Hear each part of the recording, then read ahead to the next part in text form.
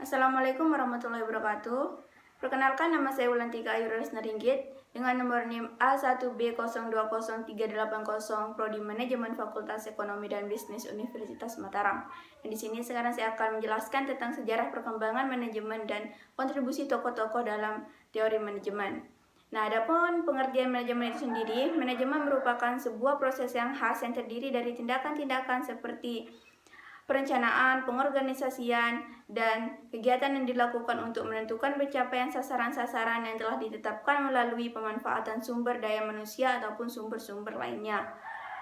Perkembangan dan sejarah konsep manajemen telah mengalami perkembangan sepanjang waktu yang tidak terlepas dari para ahli manajemen mengembangkan ilmu sesuai perkembangan zaman yang berlaku pada saat itu. Secara umum, perkembangan manajemen dibagi menjadi 4 aliran atau 4 teori manajemen, yaitu ada konsep manajemen ilmiah, konsep manajemen klasik, konsep manajemen hubungan manusiawi atau disebut juga dengan neoklasik, dan konsep manajemen modern.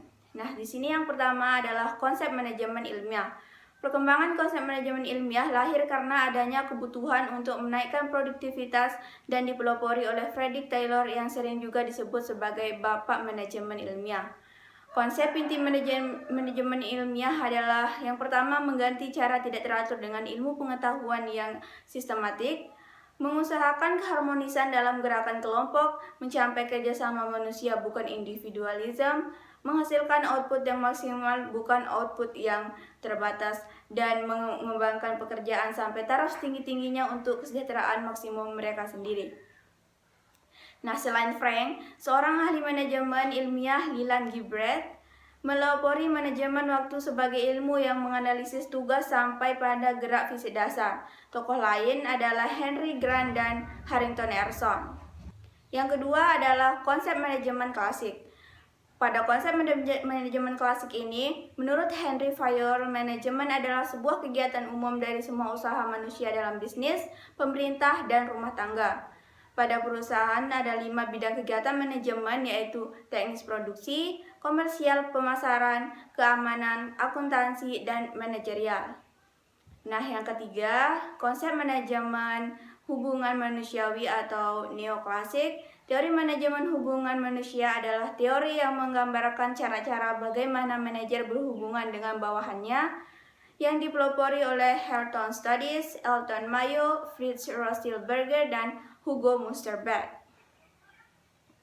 Dan yang terakhir ada konsep manajemen modern yang berlaku sampai sekarang ini. Konsep manajemen modern merupakan perluasan manajemen ilmiah yang mulai berkembang sejak tahun 1940-an. Pada konsep ini banyak pengguna manajemen sains atau manajemen operasi seperti ilmu matematika, fisika untuk memecahkan masalah operasional sebagai pendekatan ilmu manajemen. Pelopornya adalah Abraham Maslow, Chris Argyris, Douglas McGregor, Edward Said, David Cleland, Robert Blake, and Jane Mountain, Ernest Dale, Peter Drucker, dan ahli-ahli manajemen operasi dan manajemen sains. Dalam kegiatan manajemen modern, konsep manajemen dibagi menjadi 4. Yang pertama nih ada manajemen berdasarkan hasil, manajemen berdasarkan tanggung jawab sosial, manajemen berdasarkan pengecualian, dan yang terakhir atau yang keempat adalah manajemen terapan. Dan sekarang kita masuk ke kontribusi tokoh-tokoh dalam teori manajemen. Di sini dalam aliran manajemen klasik ada tokoh Robert Owen 1771 sampai 1858. Robert Owen merupakan seorang manajer pada beberapa pemintal kapal di New Lanark, Skotlandia. Dalam tahun di awal 1800-an, Robert Owen memperkenalkan teori tentang manajemen personalia.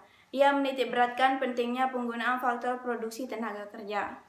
Dan di sini yang kedua pada aliran hubungan manusiawi atau neoklasik ada tokoh Hugo Musterberg 1863 sampai 1916.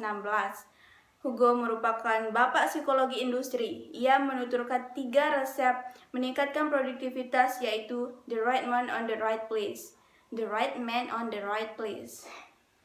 Menciptakan tata kerja yang baik menggunakan pengaruh psikologi agar memperoleh dampak yang paling tepat dalam mendorong pekerja.